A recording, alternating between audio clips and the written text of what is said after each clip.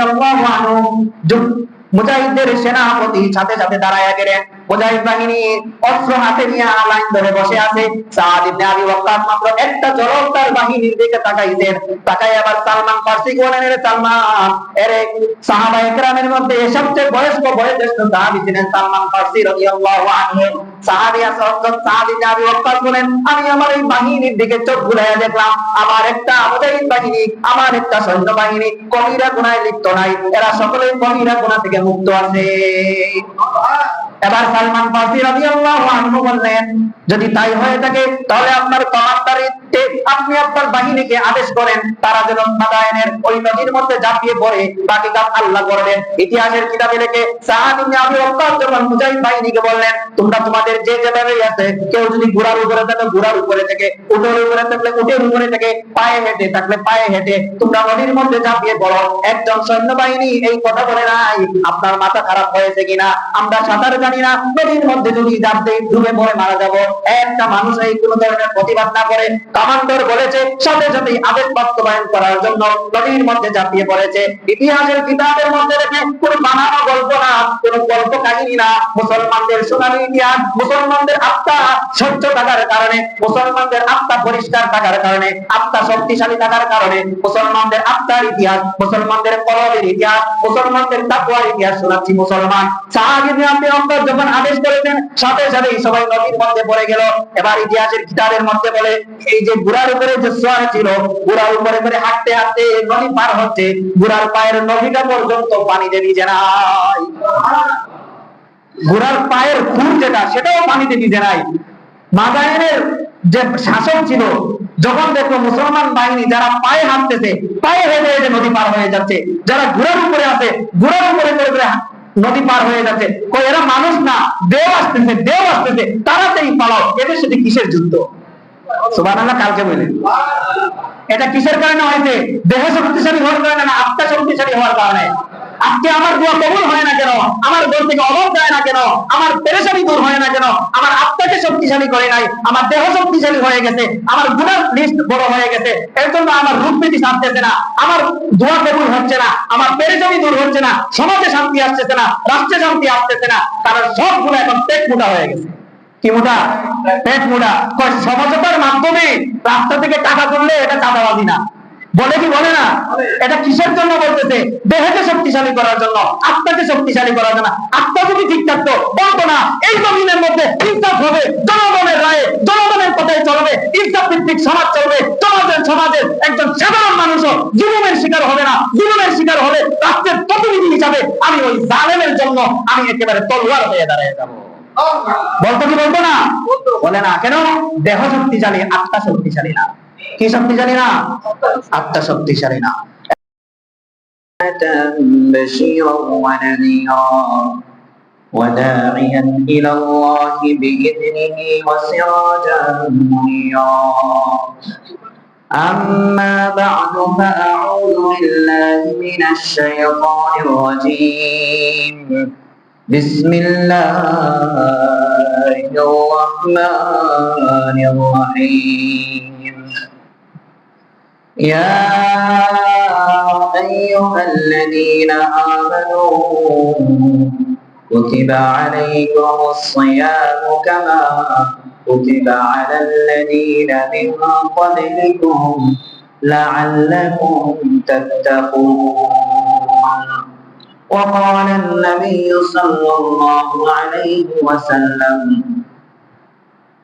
قال الله تعالى الصوم لي وأنا أجزي به يدع شهوته وأكله وشربه من أجلي والصوم جنة ما لم يخرقها قال صلى الله عليه وسلم بكذب أو بغيبة أو كما قال عليه الصلاة والسلام রমজানকে কাজে লাগানোর জন্য আল্লাহ তাআলা কোরআনে কারীমে সূরা বাকারার 183 নম্বর আয়াত আল্লাহ বলেন, ইয়া আইয়ুহাল্লাযীনা আমানু, হে ঈমানওয়ালারা, কুতিবা আলাইকুমুস সিয়াম, তোমাদের উপর রমজানের রোজা।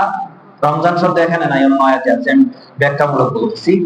তোমাদের উপর রমজানের রোজা ফরজ করা হয়েছে কামা কুতিবা আলাল্লাযীনা মিন ক্বাবলিকুম, যেমন তোমাদের পূর্ববর্তী উম্মতের উপর ফরজ করা হয়েছে। উদ্দেশ্য লাআল্লাকুম তাত্তাকুন, রমজানের উদ্দেশ্য তোমরা যেন আল্লাহ ভীরু হয়ে যাও, আল্লাহর ভয় তোমাদের অন্তরে যেন চলে আসে। তাহলে রোজার উদ্দেশ্য কি? আল্লাহর ভয়, সংক্ষেপে আমরা বলবো তাকওয়া। এই তাকওয়া বোঝার আগে কিছু ভূমিকা বুঝতে হবে। আজকের আলোচনাটা একটু ধরার চেষ্টা করবে মনোযোগ দিয়ে, না হয় দেখবেন মাথার উপর দিয়ে চলে গেছে, টের পাবেন না। আল্লাহ তাআলা এই পৃথিবীতে মানুষ ছাড়া আরো দুইটা মাখলুককে অনুভূতি শক্তি দিয়েছেন, পশু এবং ফেরেশতা। পশু এবং ফেরেশতা, পশুর একটা স্বভাব, ফেরেশতার একটা স্বভাব, আর এর মাঝামাঝি ভারসাম্যপূর্ণ স্বভাব হলো মানুষের স্বভাব। আমার কথাটা আবার বলি, পশু এক শ্রেণীর মাখলুক, এদের স্বভাব একরকম, আলোচনা করলে বুঝবেন। আরেকটা মাখলুক হলো ফেরেশতা, তাদের স্বভাব আরেক রকম। এই দুইয়ের মাঝখানে ভারসাম্যপূর্ণ জাতি হলো মানুষ জাতি। অর্থাৎ পশুর স্বভাব হলো তার জৈবিক চাহিদা এবং যৌন জীবন সে ভোগ করবে, সে খাওয়া দাওয়া এবং তার পাশবিক যত কাজ আছে, মনের চাহিদা, দেহের উপরে যত কিছু প্রয়োগ করা, পশু এটা করে। খায় দেহ বাড়ানোর জন্য, পানি পান করে দেহের জন্য, যৌন চাহিদা পূরণ করে কিসের জন্য? বলেন, পশুর কি মন আছে? পশু মনের উপরে মেহনত করে না দেহের উপরে? আমার আপনার ঘরে যে গবাদি পশুটা আছে বা জঙ্গলের যে হিংস্র প্রাণী, তার জীবনের লক্ষ্যই হলো খাওয়া দাওয়া আর কি করা, নারী পুরুষের যৌন চাহিদা। এর বাহিরে তাদের আর কি নাই, ভিন্ন কোনো চাহিদা নাই। এর জন্য পশুর স্বভাব হলো জৈবিক চাহিদা এবং পাশবিক আচরণ। পাশবিক আচরণ মানে দেখবেন কিছু প্রাণী আছে এরিয়া দখল করার জন্য আরেক প্রাণীর সাথে, স্বজাতি আরেক প্রাণীর সাথে কি করে, মারামারি করে। যেমন কুকুর, এক এলাকার কুকুর আরেক এলাকায় যদি যায়, তাহলে দেখবেন গেউ গেউ করে কি পুরা এলাকা গরম করে ফেলে। কেন? বুঝাইতে চায় এই এরিয়ায় আমার রাজত্ব, তুমি এখানে আসবে না, আসলে কিন্তু খবর আছে। এটা নিয়ে আমরা আরেকদিন আলোচনা করেছিলাম। মানুষের স্বভাব, মানুষকে আল্লাহ তাআলা কি জন্য বানাইছেন? মানুষের চিরস্থায়ী ঠিকানা হলো জান্নাত, দুনিয়া না।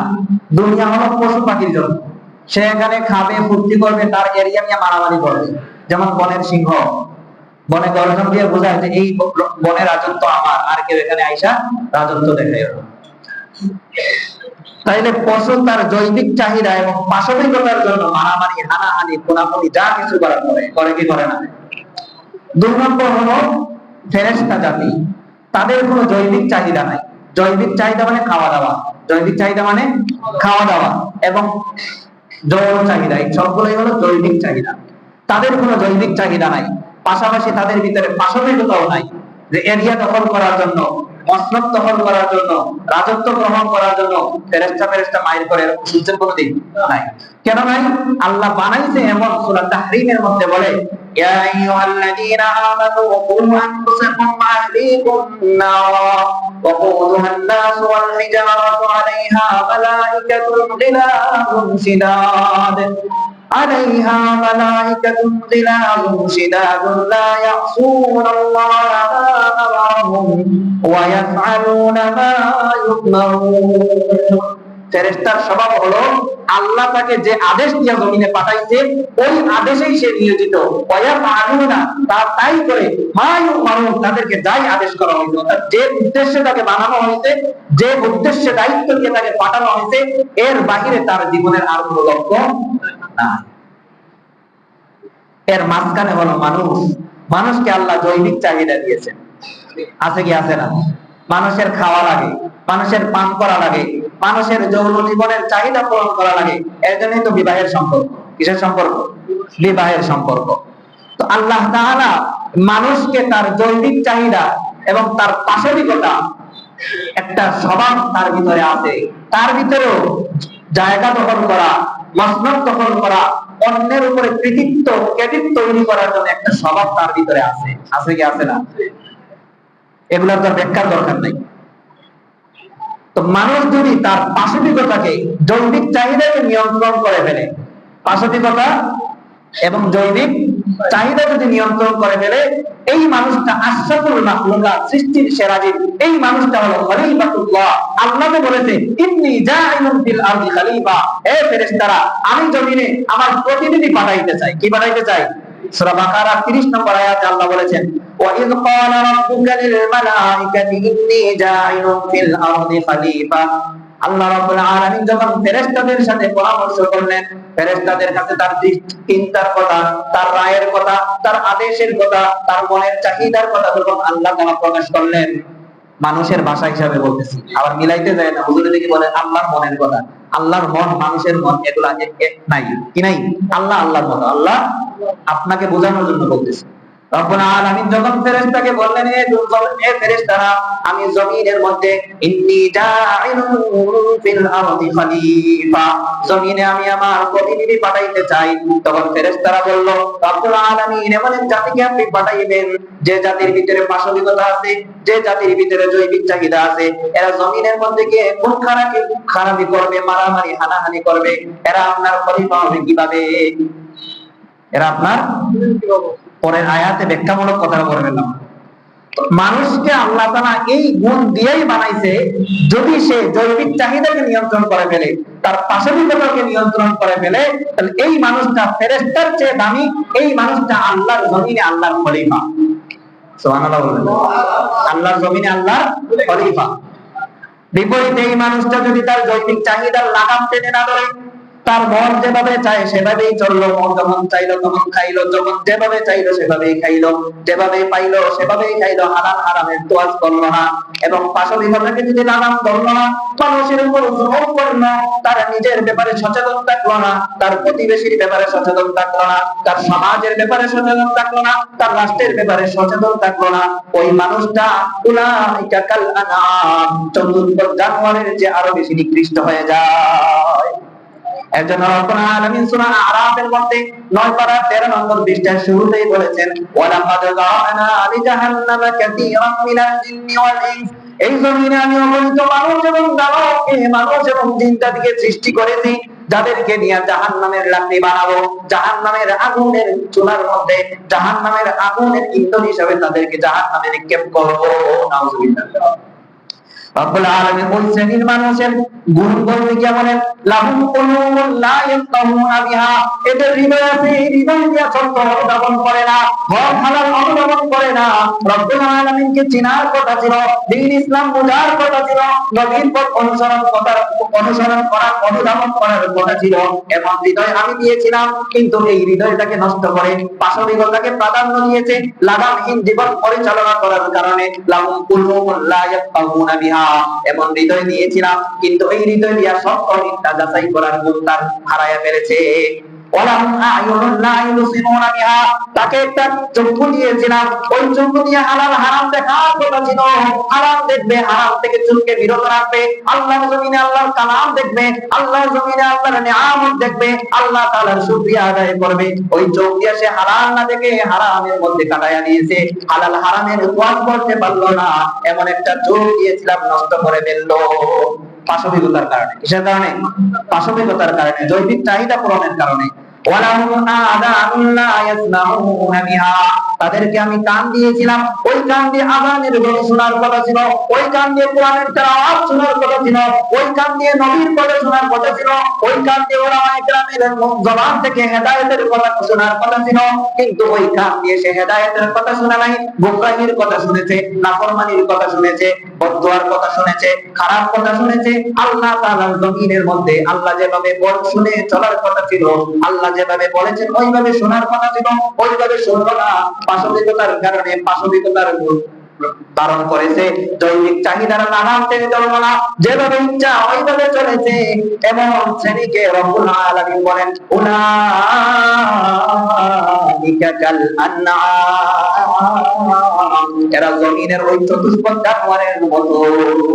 কিসের মতো? আনআম শব্দের অর্থ হলো চতুষ্পদ জন্তু, চার পাওয়ালা জানোয়ারকে আনআম বলা হয়। কি বলা হয়? কোরআনে একটা সূরার নামই আছে আনআম। দেখেন আল্লাহ তাআলা মানুষকে শুরুতেই বলেছিলাম, এর জন্য আলোচনা বুঝতে হবে, মানুষ পশু এবং ফেরেশতার মাঝখানে ভারসাম্যপূর্ণ একটা জাতি। যদি তার জৈবিক চাহিদার লাগাম টেনে না ধরে, যদি তার পাশবিকতার লাগাম টেনে না ধরে, সে কাল আনআম, চতুষ্পদ জানোয়ারের মতো। আল্লাহ বলেন না, চতুষ্পদ জানোয়ারের একটা লিমিট আছে, সে তার জীবনে তার লিমিট ক্রস করে না, তার লিমিটের উপরে যাইতে চায় না, ওই লিমিটের ভিতরে থাকে। গরু ঘাসই খায়, গরু কি খায়? ঘাস খায় না। মানুষের মতো হারাম হালাল কি করে না, কি করে না, তার হালাল হারামের বাম বিচার নাই। কাল আনআম, চতুষ্পদ জানোয়ারের জীবনের একটা রুটিন আছে, চতুষ্পদ জানোয়ারের জীবনের একটা মুহূর্তে আল্লাহকে মানে।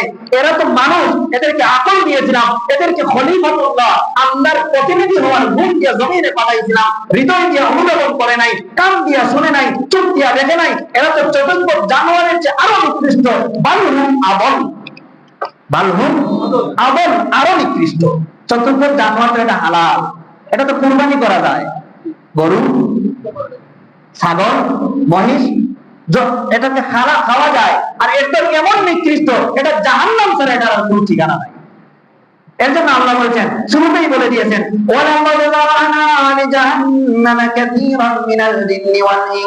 এই জমিনে অগণিত মানুষ, অগণিত জিনকে আমি তৈরি করেছি, এদের অবস্থা হলো এরা জানোয়ার, চতুষ্পদ জানোয়ারের মতো, বরং এরা এর চেয়ে আরো বেশি নিকৃষ্ট। কেন? জৈবিক চাহিদা এবং পাশবিকতার লাগাম টেনে ধরে নাই, এর জন্য জানোয়ারের চেয়ে আরো বেশি নিকৃষ্ট হয়ে গেছে। কি হয়ে গেছে? জানোয়ারের চেয়ে আরো বেশি নিকৃষ্ট হয়ে গেছে। তাহলে আমি আপনি, আল্লাহ তাআলা আমাকে আপনাকে গুণ দিয়া বানাইছে, আমি আল্লাহর প্রতিনিধি। কার প্রতিনিধি? আল্লাহর প্রতিনিধি। যখন এই মানুষটা তার জৈবিক চাহিদার লাগাম টেনে ধরলো, তার পাশবিকতার লাগাম টেনে ধরলো, ধরার সাথে সাথে এই মানুষটা প্রকৃত হাকিকি ইনসান হয়ে গেল। এই মানুষটা আল্লাহর জমিনে আল্লাহর প্রতিনিধি। এই মানুষটার ব্যাপারে আল্লাহ বলেছেন, এরা এমন জাতি, এদের জন্য আমি জান্নাতের 8টা দরজা খুলে দিয়েছি। রমজান মুবারক আসার সাথে সাথে, রমজানের ঢোকার সাথে সাথে কয়টা দরজা খোলা হয়েছে? ফুতিহাত আবওয়াবুল জান্নাহ, বুখারী riwayat, জান্নাতের 8টা দরজা খুলে দিয়েছি। গুল্লিকাত আবওয়াবু জাহান্নাম, জাহান্নামের 7টা দরজা আমি বন্ধ করে দিয়েছি। ওয়া সুলসিলাতিশ শায়াতিন, এবং শয়তান এবং তার বাহিনীকে আমি সাথে সাথে শিকলবন্দি করে নিয়েছি। কারণ আমার বান্দা, আমি তাকে রমজান দিয়েছি। কি দিয়েছি?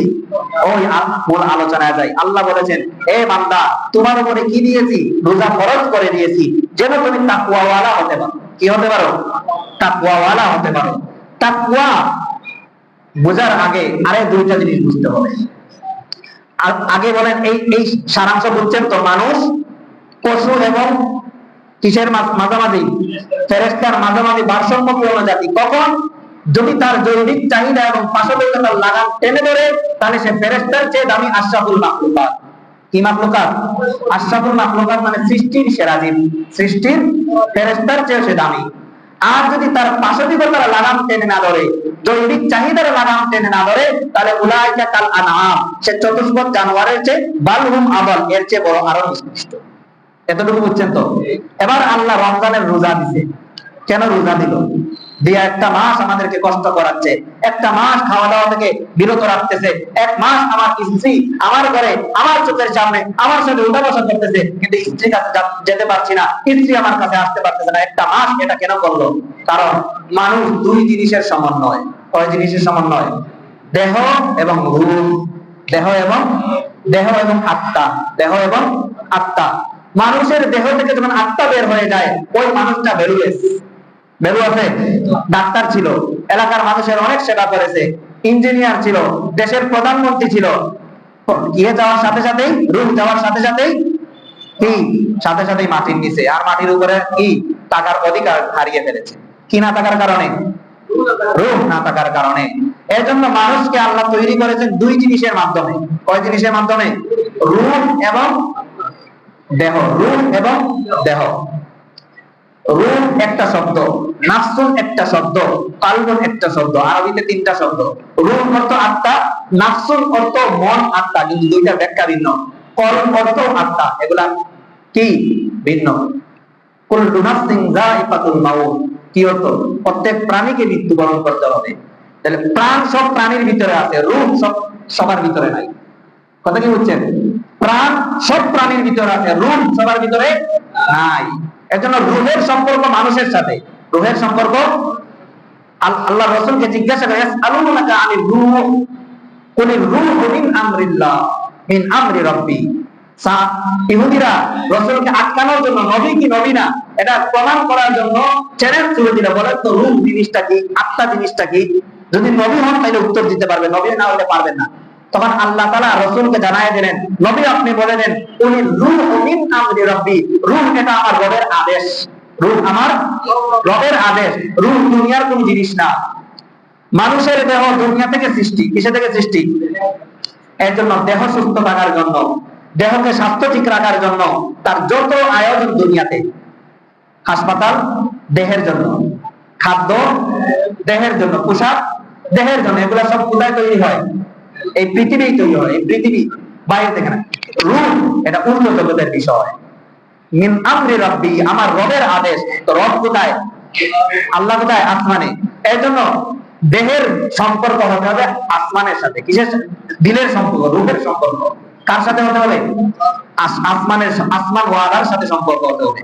এবার রূহ যেহেতু ঊর্ধ্ব জগতের ব্যাপার, এর জন্য এটার খাদ্য ঊর্ধ্ব জগৎ থেকে এটা কি হতে আমদানি করতে হবে, এটা স্বাস্থ্যতার জন্য ঊর্ধ্ব জগৎ থেকে এটার প্রেসক্রিপশন আসতে হবে। এর জন্য রূহকে আল্লাহ তাআলা তাজা করার জন্য, রূহের লাগাম টেনে ধরার জন্য, যে মানুষটার রূহ সুন্দর হয়ে গেল, যে মানুষটা তার আত্মার লাগাম টেনে ধরে ফেললো, ওই মানুষটা ফেরেশতার চেয়ে দামি হয়ে যাবে। ওই মানুষটা কি হয়ে যাবে? হ্যাঁ, বনের পশু মারামারি করে, ঝগড়া বিবাদ করে, দেহকে কি করার জন্য? দেহের কর্তৃত্ব তৈরি করার জন্য, দেহের কর্তৃত্ব তৈরি করার জন্য। মানুষ যদি তার দেহের উপরে কর্তৃত্ব তৈরি করে, পাশবিকতাকে প্রাধান্য দেয়, জৈবিক চাহিদাকে প্রাধান্য দেয়, তাহলে তার ভিতরে অহংকার চলে আসে। আসে কি আসে না?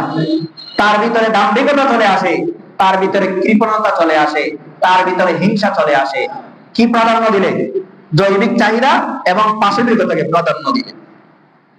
যেহেতু আল্লাহ তাআলা মানুষের দেহ, মানুষকে দুই জিনিসের মাধ্যমে সৃষ্টি করেছেন, দেহ এবং আত্মার মাধ্যমে। তো দেহের জন্য আল্লাহ জমিনে চিকিৎসা ব্যবস্থা দিয়ে দিয়েছেন, এখন তার রূহের চিকিৎসার জন্য দরকার উন্নত রূহের চিকিৎসা।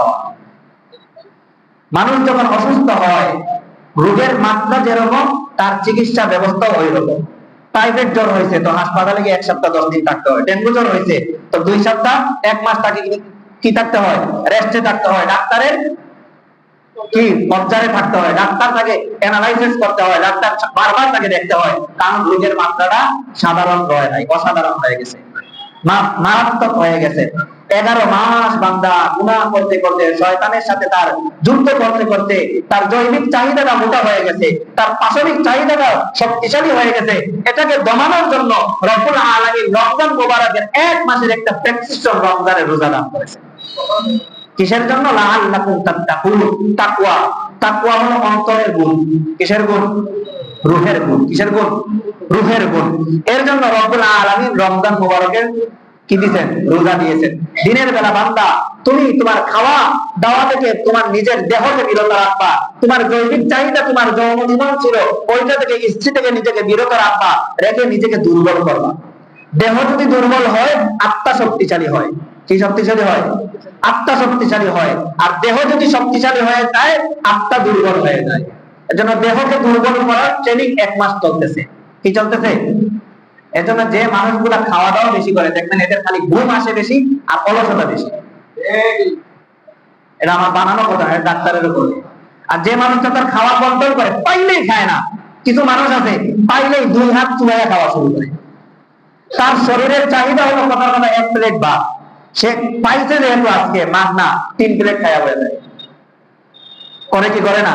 আমার দেহের চাহিদা আমি 1 প্লেট খাই, আমি আপনার বাসায় গিয়ে কেন 2 প্লেট খাই আমার দেহের চাহিদাকে বাড়াইয়া দিব? আলহামদুলিল্লাহ, এটা কখনো করি না, কখনো করি না।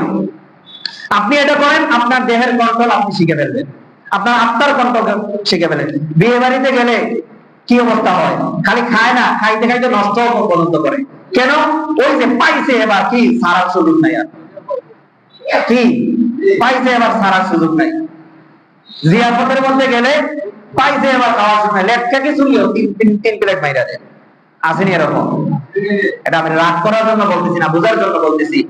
দেহ শক্তিশালী হইলে আত্মা দুর্বল হয়, আত্মা শক্তিশালী হইলে দেহ দুর্বল হয়।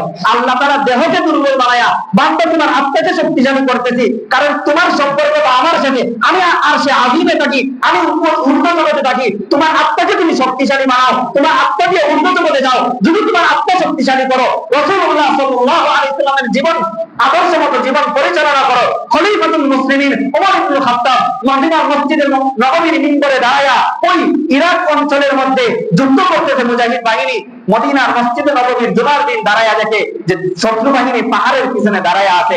খলিফাতুল মুসলিমিন ওমর কি করলেন, এখান থেকে দাঁড়ায়া বললেন, ইয়া সারিয়াল জাবাল, হে মুসলিম মুজাহিদ বাহিনী, তোমাদের পিছনে পাহাড়ের পাদদেশে শত্রু বাহিনী আছে, তাড়াতাড়ি তোমরা এলার্ট হও, তখন জানি শত্রু তোমাদেরকে আক্রমণ করে। করছিল কিনা? কোন সিসি ক্যামেরায় দেখছিলেন? বলেন কোন সিসি ক্যামেরায়? বুঝেন নাই? সিসি ক্যামেরা ছিল না আত্মার শক্তি থাকার কারণে দেখছিলেন? শাহজালাল মুজাদ্দিদ ইয়ামানি রাহমাতুল্লাহি আলাইহি গৌরগোবিন্দের পাশাকে বসায়া দিয়েছিলেন। আযানের ধ্বনির সাথে সাথে একটা আযানের ধ্বনি হয়েছে, তখন গৌরগোবিন্দের পাশাক বসে পড়েছে। কোন শক্তির কারণে? দেহের শক্তি না আত্মার শক্তির কারণে? কিসের শক্তি? আত্মার শক্তির কারণে।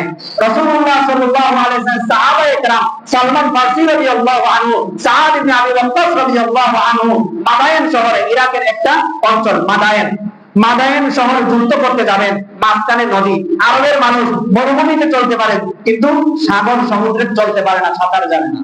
কি জানে না?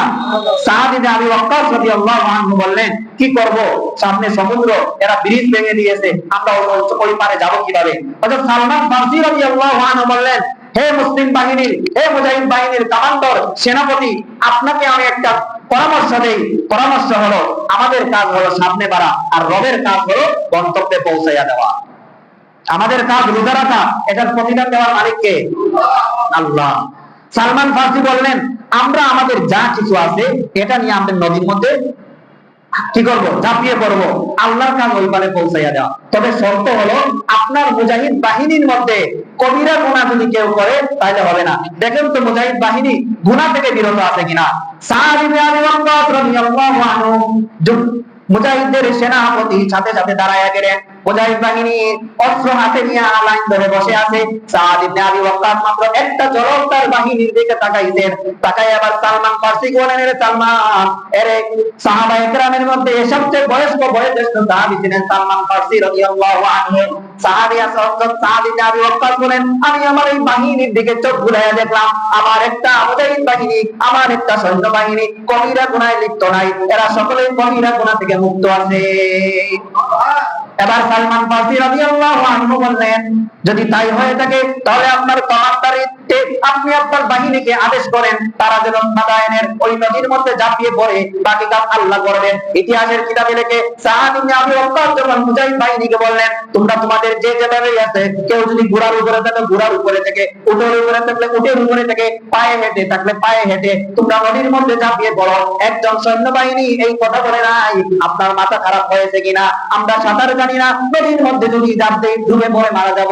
একটা মানুষ এই কোন ধরনের প্রতিবাদ না করে, কমান্ডার বলেছে, সাথে সাথে আদেশ বাস্তবায়ন করার জন্য নদীর মধ্যে ঝাঁপিয়ে পড়েছে। ইতিহাসের কিতাবের মধ্যে দেখে কোন বানানো গল্প না, কোন গল্প কাহিনী না, মুসলমানদের সোনালী ইতিহাস, মুসলমানদের আত্মা স্বচ্ছ থাকার কারণে, মুসলমানদের আত্মা পরিষ্কার থাকার কারণে, আত্মা শক্তিশালী থাকার কারণে, মুসলমানদের আত্মার ইতিহাস, মুসলমানদের কলবের ইতিহাস, মুসলমানদের তাকওয়ার ইতিহাস শোনাচ্ছি। মুসলমান সাদ ইবনে আবি ওয়াক্কাস যখন আদেশ করেছেন, সাথে সাথে সবাই নদীর মধ্যে পড়ে গেল। এবার ইতিহাসের কিতাবের মধ্যে বলে, এই যে ঘোড়ার উপরে যে সওয়ার ছিল, ঘোড়ার উপরে করে হাঁটতে হাঁটতে নদী পার হচ্ছে, ঘোড়ার পায়ের নদীটা পর্যন্ত পানিতে ভিজে নাই, ঘোড়ার পায়ের খুর যেটা সেটাও পানিতে ভিজে নাই।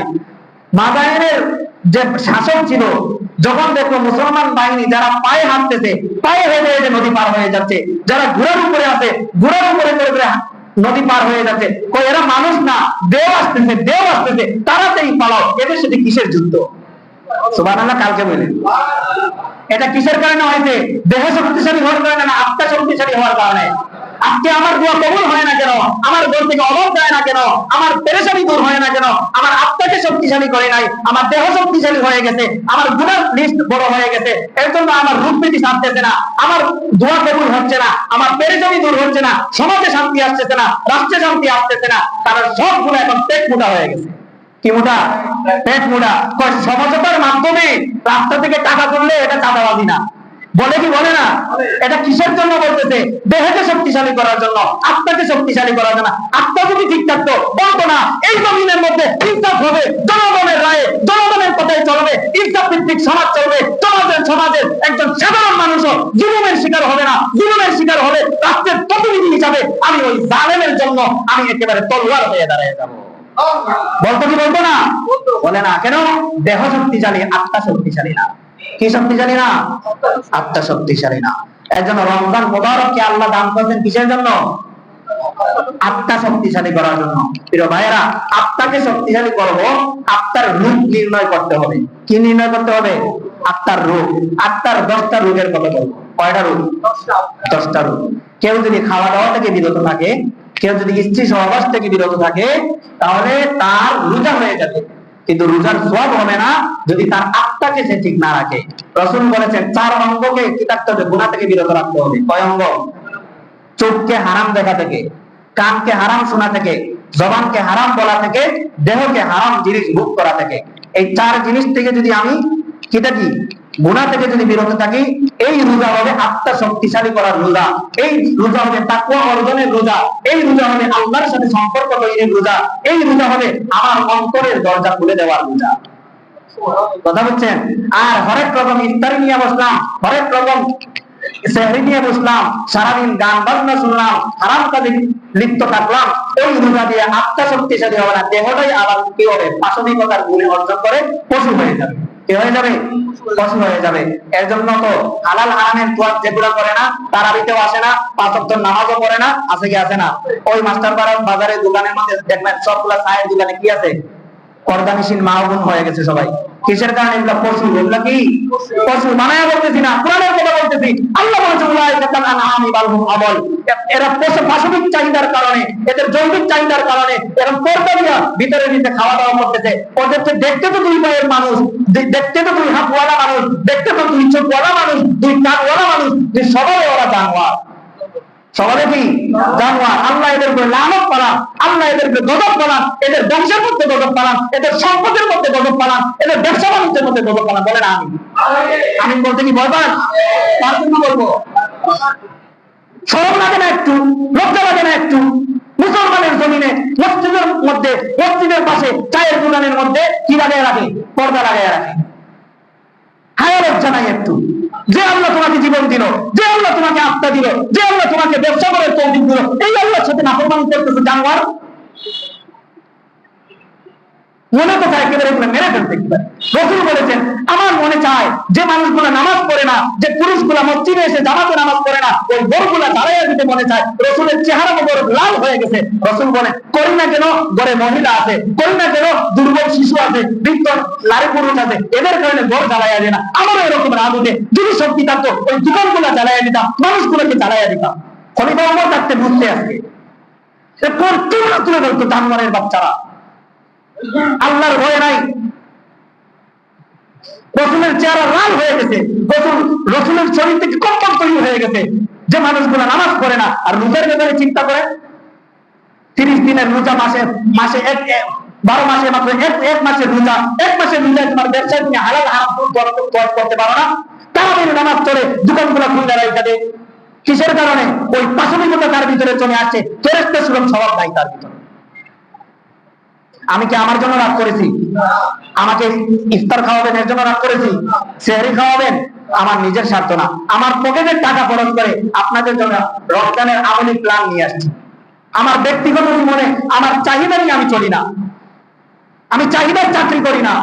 কোরআনের জ্ঞান আল্লাহ আমাকে দিয়েছে, কোরআনের আলেম আল্লাহ আমাকে বানাইছে, এটা আপনাকে শোনাইয়া দিচ্ছি। মানলে মানেন, না মানলে নাই। এতটুকু তো করবেন যে আপনার আমার পছন্দ হয় না, চাকরি চাইরা চলে যাবো। যে আল্লাহ আমাকে আলেম বানাইছে ওই আল্লাহ আমার রিজিক রাখছে, রাখছে কি রাখছে না? 10টা গুণ। কয়টা গুণ? 10টা। আত্মার রূপ। কিসের রূপ? আত্মার রূপ। 1 নম্বরে হলো শিরিক, আত্মার রূপ। শিরিক কিসের রূপ? আত্মার রূপ। 2 নম্বর মুনাফিকি, আত্মার রূপ। কিসের রূপ? 3 নম্বর রিয়া, লৌকিকতা, লোক দেখে আমল করা, এটা কিসের রূপ? আত্মার রূপ। 4 নম্বরে হিংসা, কিসের রূপ? আত্মার রূপ। 5 নম্বরে অহংকার, কিসের রূপ? আত্মার রূপ। 6 নম্বরে কৃপণতা, কিসের রূপ? আত্মার রূপ। 7 নম্বরে দুনিয়ার মোহ, দুনিয়ার লোভ লালসা, কিসের রূপ? আত্মার রূপ। 8 নম্বরে গাফলতি, নামাজে আসে না, রোজা রাখতে চায় না, কিসের রূপ? গাফলতি, আত্মার রূপ। 9 নম্বরে সন্দেহ, কিসের রূপ? আত্মার রূপ। 10 নম্বরে হৃদয় কঠিন হয়ে যাওয়া, ভালো কথা কানে যায় না, মন খেটখেটে থাকা, এটা কিসের রূপ? আত্মার রূপ। এই 10টা রূপ থেকে যদি বাঁচতে পারি আমি আল্লাহর ওলি হয়ে যাব। কি হয়ে যাব? আধুনিক সাইকোলজি বলে একটা মানুষ যদি কোন একটা বিষয়ের উপরে 21 দিন একটানা মেহনত করে, কয়দিন? আধুনিক সাইকোলজির কথা বলতেছি, আমি সাইকোলজির ক্লাস করেছি। আধুনিক সাইকোলজি বলে 21 দিন যদি একটা মানুষ একটানা একটা জিনিসের উপর মেহনত করে, ওই মানুষটা ওই শক্তি অর্জন করে নেবে। আল্লাহ রমজান কয়দিন দিচ্ছেন? 30 দিন। তাহলে আমি 30 দিন যদি আমি আজকে হিসাব করব আমার কি কি সমস্যা আছে, শিরক আছে কিনা শিরক ছাড়বো, মুনাফিকি আছে কিনা মুনাফিকি ছাড়বো, রিয়া আছে কিনা রিয়া ছেড়ে দিব, হিংসা আছে কিনা হিংসা ছেড়ে দিব, অহংকার আছে কিনা অহংকার ছেড়ে দিব, কৃপণতা আছে কিনা কৃপণতা ছেড়ে দিব, দুনিয়ার লোভ লালসা আছে কিনা দুনিয়ার লোভ লালসা ছেড়ে দিব, গাফলতি আছে কিনা গাফলতি ছেড়ে দিব, সন্দেহ আছে কিনা সন্দেহ ছেড়ে দিব, হৃদয়ের মধ্যে কঠোরতা আছে কিনা ছেড়ে দিব। একদিনে পারবেন না ভাই, একদিনে পারবেন না। আপনার রূপ নির্ণয় করেন, এরপরে একটা একটা করে রোগের কি করেন? ট্রিটমেন্ট করেন, একটা একটা করে করেন। দেখবেন এই রমজান আপনাকে আল্লাহর ওলি বানায় দিয়েছে, এই রমজান আপনাকে আল্লাহর কাছে পৌঁছাইয়া দিয়েছে। এর জন্য দেহকে দুর্বল করা, দেহকে কি করা? দুর্বল করে আত্মাকে শক্তিশালী করার জন্য আল্লাহ রমজান দিয়েছেন। এর জন্য বলেছেন লাআল্লাকুম তাত্তাকুন, লাআল্লাকুম তাত্তাকুন, তাকওয়া অর্জন করো। তাকওয়া কি দেহের না আত্মার? আত্মার। কিসের? আত্মার। তো দেহকে দুর্বল করে আত্মাকে শক্তিশালী করার জন্য 7টা কাজ করতে হবে। 10টা রোগের কথা বলছি, কয়টা রোগ? 10টা রোগ। এবার এই 10টা রোগের চিকিৎসা হিসাবে আত্মাকে শক্তিশালী করার জন্য 7টা কাজ করতে হবে। কয়টা কাজ? 1 নম্বরে আল্লাহর ভয়। কিসের ভয়? আমার সর্বক্ষেত্রে আল্লাহর ভয়। আল্লাহর ভয় থাকলে আমি আর হারাম ভাবে কোনো কিছু করবো না। 2 নম্বরে হলো আল্লাহর জিকির, জবানের মধ্যে ভয় করলাম, মুখের মধ্যে আল্লাহর জিকির, আল্লাহর জিকির। আমরা আপনাদেরকে আমলের লিস্ট দিয়ে দিব। 3 নম্বরে কোরআন তেলাওয়াত। কি তেলাওয়াত? রমজানের সাথে কোরআনের গভীর সম্পর্ক। কোরআন তেলাওয়াত করলে অন্তরে নূর বাড়ে, আলো বাড়ে, অন্তর স্বচ্ছ হয়। 4 নম্বরে হলো রোজা। 4 নম্বরে কি? রোজা। এর জন্য পুরো বছরে একটা সাপ্তাহিক রুটিন আছে। সোমবারে বৃহস্পতিবারে রোজা, আইয়ামে বীজ, মাসের 3 দিনে রোজা। বান্দা যেন তার আত্মাকে কন্ট্রোল করতে পারে। আর 30 দিনের এটা হলো বিশেষ কোর্স, ডিপ্লোমা কোর্স করে না? হ্যাঁ, 1 মাস 1 বছরের 2 বছরের, এটা একটা বিশেষ বাৎসরিক কোর্স। 5 নম্বর হলো সৎসঙ্গ, নেককারের সাথে উঠা বসা করা। কার সাথে? নেককারের সাথে উঠা বসা করা। 6 নম্বরে তওবা ইস্তেগফার করা। কি করা? তওবা ইস্তেগফার। গুনাহ যা করে ফেলেছি আল্লাহর কাছে তওবা ইস্তেগফার করব। 7 নম্বরে হলো ওই যে নিজের কি গুনাহ আছে এটার হিসাব করা। আমি আজকে সারাদিনে কি কি গুনাহ করলাম, আজকে আমার কি কি নেকি অর্জন হয়েছে, এই হিসাবটা করা। কি করা? এই হিসাব করা। এই 7টা কাজ যদি আমি করতে পারি আমার কি হয়ে যাবে? আত্মা শক্তিশালী হবে। কি শক্তিশালী হবে? আত্মা শক্তিশালী। মুহতারাম হাজিরিন, আমি যা বলেছি আল্লাহর রাস্তায় আমাকে ক্ষমা করে দিবেন। আমি আপনাদেরকে রাগানোর জন্য বলি নাই, আমি আপনাদের সাথে দুশ্মনী করার জন্য বলি নাই। আপনারা এখানে কেউ আমার বাবা সমতুল্য। আমি যদি এই এলাকায় আমার জন্ম হইতো, কেউ না কেউ আমার বাবা হইতেন, হইতেন কি হইতেন না? এই এলাকায় যদি আমার জন্ম হইতো, কেউ না কেউ আমার রক্তের সম্পর্কে আপন ভাই হইতেন। তাহলে আমি আপনার আপন ভাই না, কিন্তু ধর্মের হিসাবে তো আমি আপনার ভাই। ইন্নামাল মুমিনুনা ইখওয়া। আমি আপনার সন্তান না, কিন্তু আপনার সন্তান সমতুল্য হওয়ার কারণে সন্তানের মতোই তো। আমি আপনার বন্ধু না, কিন্তু বন্ধুর মতো হওয়ার কারণে আপনাকে তো আপনি আমাকে বন্ধু ভাবতে পারেন কি পারেন না? এর জন্য ভাই হিসাবে, সন্তান হিসাবে, বন্ধু হিসাবে পায়ে হাতে ধরে বলতেছি, এই রমজানকে অবহেলায় পার করে দিয়েন না। আপনার দেহকে আর শক্তিশালী করেন না, আত্মাকে শক্তিশালী করেন। কাকে? আত্মাকে শক্তিশালী। আমাদের রমজানকে আমরা যদি আমলের প্ল্যান করে কাটাই, তাহলে আমি এখানে 1 2 3 4 5 6টা বিষয় এখানে, এটা আমার চিন্তা থেকে করেছি। আপনার হয়তো আমল আরো ভালো আছে। বাকি প্ল্যান না থাকলে আমল করা যায় না। প্ল্যান না থাকলে বাজারে অনেক সময় 5000 টাকা নিয়ে গেছেন, কিন্তু বাজারের লিস্ট নিয়ে যান নাই, দেখবেন 2 পট কিনলে 5000 শেষ। আর যদি লিস্ট করে নিয়ে যান তাহলে 2000 এর নিকলে দেখবেন 10 পট চলে আসছে। হয় কি হয় না? এজন্য প্ল্যান। আল্লাহ তাআলা দেখেন কতটা সাইন্টিফিক। কেন 30 দিনের রোজা, কেন দৈনিক 5 ওয়াক্তের নামাজ, কেন 24 ঘন্টা সবাইকে ইয়ে করা? এটা রুটিন। রুটিন মতো চললে জীবন সুন্দর হয়ে যায়। এটা আমি আমার নিজের মতো করে লিখে ছাপাইয়া নিয়ে আসি, মাত্র 100 পিস আনছি, আপনার যদি লাগে আপনারা পরে ছাপাইয়া নিতে পারবেন। 1 নম্বরে নামাজের ব্যাপারে আমাদের লিস্ট থাকতে হবে। নামাজ 5 ওয়াক্তের নামাজ, কি রমজানে 5 ওয়াক্ত, ফজর, জোহর, আসর, মাগরিব, এশা, এগুলা সুন্নাত, সুন্নাত, ফরজ, নফল সবগুলা রমজানে পড়ার চেষ্টা করব। কেন? রমজানে নফল নামাজ অন্যান্য সময়ের ফরজের সমতুল্য সওয়াব, এজন্য নফল নামাজও পড়ব। এর বাহিরে আমরা 20 রাকাত তারাবির নামাজ, 3 রাকাত বিতির নামাজ, মাগরিবের নামাজের পরে 6 রাকাত আওয়াবিন, 6 রাকাত না পারলে 2 রাকাত করেন, 2 রাকাত না পারলে 4 রাকাত করেন, 4 রাকাত 6 রাকাত, সর্বোচ্চ 6 রাকাত পর্যন্ত মাগরিবের পরে আমি আওয়াবিন। তাহিয়াতুল ওযু, দিনে একবার হলে ওযু করার পরে 2 রাকাত তাহিয়াতুল ওযু নামাজ পড়া। কিসের নামাজ? তাহিয়াতুল ওযুর নামাজ। তাহিয়াতুল ওযু অনেক ফজিলত, এগুলা বিস্তারিত ব্যাখ্যা বলার সময় নাই। সালাতুল হাজত, প্রত্যেকের জীবনের অভাব অনটন আছে, বিপদ আপদ আছে, ওই নিয়তে 2 রাকাত নামাজ পড়া, যে আল্লাহ আমার প্রয়োজন পূরণের জন্য আপনার কাছে নামাজ পড়তে। আল্লাহ বলছে ওয়াস্তাঈনু বিস-সাবরি ওয়াস-সালাহ, নামাজ এবং ধৈর্যের মাধ্যমে আল্লাহর কাছে সাহায্য চাও। সকালে যখন ঘুম থেকে উঠি, কেউ 8টায় উঠি, কেউ 9টায়, কেউ 10টায় উঠি, ঘুম থেকে উঠার সাথে সাথে ইশরাক এবং তাসবিহের নিয়তে 2 রাকাত নামাজ পড়া, 4 রাকাত নামাজ পড়া, এই আমলগুলা আমরা করার চেষ্টা করব। জিকির সুবহানাল্লাহ 100 বার, আলহামদুলিল্লাহ 100 বার, আল্লাহু আকবার 100 বার, লা ইলাহা ইল্লাল্লাহ 100 বার, আস্তাগফিরুল্লাহ 100 বার, দুরূদ শরীফ 100 বার, সূরা ইখলাস 100 বার। সূরা, এটা জিকিরের আপনার হয়তো আমল আরো বেশি আছে, আপনি করেন। বাকি সর্বনিম্ন যেন আমরা দৈনিক এই 100 বারের এই জিকিরগুলা করতে পারি। 5 ওয়াক্তের নামাজে যদি 100 বার করি, 5 বার হয়ে যায়, 500 হয়ে যাচ্ছে। আমল, জিকিরের পরে আমল, প্রত্যেক ফরজ নামাজের পরে আয়াতুল কুরসি পড়া, প্রত্যেক ফরজ নামাজের পরে আয়াতুল কুরসি, এগুলোর ব্যাখ্যা আলাদা, কি ফজিলত এগুলো এখন বলার সময় নাই। ফজর এবং মাগরিবের নামাজের পরে সূরা হাশরের শেষ 3 আয়াত পড়া, সকাল সন্ধ্যা হেফাজতের দোয়া পড়া, আল্লাহ হেফাজত রাখার জন্য যে দোয়াগুলো আছে। তারপরে প্রতিদিন ন্যূনতম একবার কোরআন তেলাওয়াত করা, একবার করলে 1 মাসে কোরআন খতম হয়ে যাবে, 30 দিনে কোরআন খতম হয়ে যাবে। প্রতিদিন ন্যূনতম 10 টাকা সদকা করা, রমজানের সদকার বেশি ফজিলত। এমনি তো সদকা করলে আল্লাহ বালা মুসিবত দূর করে, রমজানে এটাকে 700 গুণ আল্লাহ বাড়াইয়া দেয়। এজন্য সর্বনিম্ন 10 টাকা হলে আমরা কি করব? সদকা করব। 300 টাকা, ভাই এখন একটা দোকানে যদি গ্রিল দিয়া কি নান দেন আর ইয়ে নেন, 300 টাকা বিল হয়ে যায়। উত্তরে তো বাবা রে বাবা, রুটির দামই 80 টাকা, 100 টাকা, 200 এরকম 150 টাকা আছে। হ্যাঁ, তো উত্তরে তো আপনাদের উঠা বসা আছে অনেকের, 300 টাকা কোনো ব্যাপার না। আমি সর্বনিম্ন বললাম প্রতিদিন 10 টাকা করে, একদিনে 300 টাকা না, প্রতিদিন 10 টাকা। আল্লাহ তাআলার কাছে ওই আমল বেশি পছন্দনীয় যে আমল নিয়মিত হয়। একদিন করলাম আর একদিন খবর নাই, এরকম নিয়মিত 10 টাকা সর্বনিম্ন, এর বেশি করার চেষ্টা করব। একজন মানুষকে ন্যূনতম ইফতারের ব্যবস্থা করে দেব। হ্যাঁ, একজন মানুষকে ন্যূনতম ইফতার, সারা মাসে হলে একজন মানুষকে আমি যদি ইফতার করাই, তাহলে ইফতারের সওয়াব পেয়ে যাব। ইফতার সামনে রেখে পরিবারকে নিয়ে দোয়া করা সাহাবায়ে কেরামের আমল ছিল। এই সময় দোয়া কবুল হয়।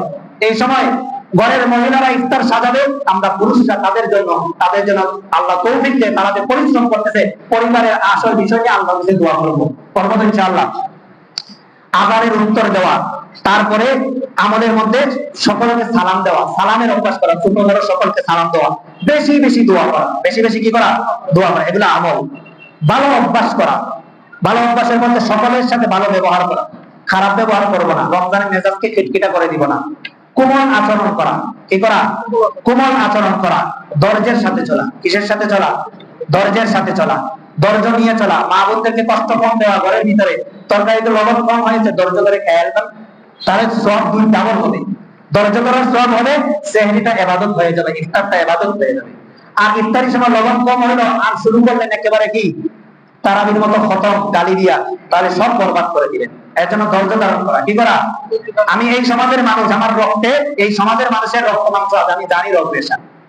হ্যাঁ, মন্দ স্বভাব পরিহার করা, রাগ পরিহার করে ফেলা, কর্কশ আচরণ পরিহার করা, গালি দেওয়া পরিহার করা, মিথ্যা কথা বলা পরিহার করা। একেবারে অবশ্যই প্রয়োজনীয়, রমজানের ইবাদতকে যদি কাজে লাগাইতে চাই তাহলে 3টা জিনিস বর্জন করা। 1 নম্বরে গান বাজনা বর্জন করতে হবে, 2 নম্বরে হারাম ভিডিও দেখা বর্জন করতে হবে, 3 নম্বরে ইন্টারনেট ফেসবুককে একেবারে নিয়মিত নিয়ে আসেন। আপনি যদি ইন্টারনেট ফেসবুকের ব্যবসা করেন, আপনার ওই কাজটা যদি অনলাইন ভিত্তিক হয়, ওই টাইমে কাজ করেন, এরপরে আপনি আর স্ক্রলিং করতে যাবেন না। যুবক ভাইরা, আপনি 1 মাসের জন্য এটাকে আনইনস্টল করে দেন অথবা লিমিট করে দেন, এই সময়ের পরে এটা যেন আর চলে না। বাসার রাউটারকে আপনি নির্দিষ্ট সময় পর্যন্ত ব্যবহার করেন, এরপরে খুলে দেন যদি কন্ট্রোল করতে না পারেন। আর কন্ট্রোল করতে পারবেন তো ভালো। এই 3টা জিনিস যদি বাঁচতে পারি, দেখবেন এই রমজানের আজকে চোখের পানি আসতেছে না, কালকে দোয়া করলে চোখের পানি আসবে। কালকে আসতে না 10 দিন মেহনত করেন, দেখবেন চোখের পানি আসতেছে, দিন নরম হচ্ছে। দোয়া করলে চোখের পানি আসে না কেন? দিলটা তো শক্ত হয়ে গেছে। চোখটা তো হারাম দেখতে দেখতে অভ্যস্ত, এবার আর হালালের কথা দেখে না। হারাম শুনতে শুনতে কান অভ্যস্ত, এর জন্য আর চোখের পানি আসে না। এর জন্য হারাম বর্জন করবো, পারবো তো ইনশাআল্লাহ। সাধারণ একটা লিস্ট আমি বলেছি, 100 পিস এখানে আছে, নামাজের পরে নিতে পারেন। অথবা আরেকটা কাজ করবেন, সোয়াবের নিয়তে আপনি সাফাই আরো 10 জনকে দিবেন। পারবেন না? আমি আমার পকেটে টাকা খরচ করে 100 পিস নিয়ে আসছি, আপনি আপনার পকেটে 2.5 টাকা করে গেছে, ফটোকপি করেছি। আপনি যদি 10 কপি করে 10 জনকে দেন, একটা রুটিন থাকে যদি, তাহলে রুটিন থাকতে আমল করতে সুবিধা। কি বলেন? এজন্য আল্লাহ তাআলা আমাদেরকে আমাদের রমজান কাজে লাগানোর তৌফিক দান করেন। রমজানকে কাজে লাগিয়ে আত্মাকে না, দেহকে না, আত্মাকে শক্তিশালী করার তৌফিক দান করেন। ওয়া আখিরু দাওয়ানা আলহামদুলিল্লাহি রাব্বিল আলামিন।